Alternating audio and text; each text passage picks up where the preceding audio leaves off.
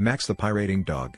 So last Saturday, our neighborhood had the much-anticipated annual bake-off, and everyone was buzzing with excitement.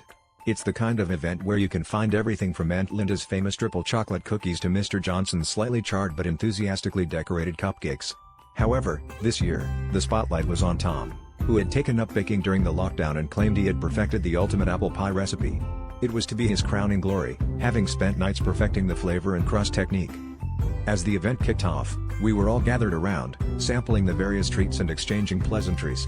Tom proudly placed his pie at the center of the long table, its golden crust shimmering in the sunlight like a beacon of culinary excellence. We all eagerly anticipated the moment we could finally dive into it.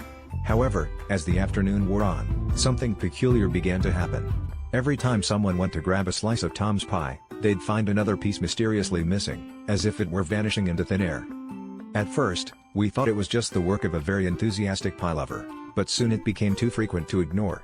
The plot thickened when we noticed crumbs leading away from the table and curiously followed the trail.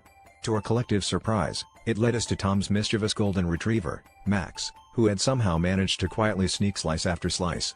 There he was, happily munching away under a nearby tree, completely oblivious to the commotion he had caused. Tom, upon seeing this, burst into laughter, his eyes twinkling with amusement. "Looks like Max has developed quite the taste for my baking," he chuckled. As we all stood there, caught in the hilarity of the moment, Tom finally remarked with a grin, "I guess he's a real pirate." And with that, the legend of Max the pie-loving dog was born, etched forever into the annals of our neighborhood bake-off history.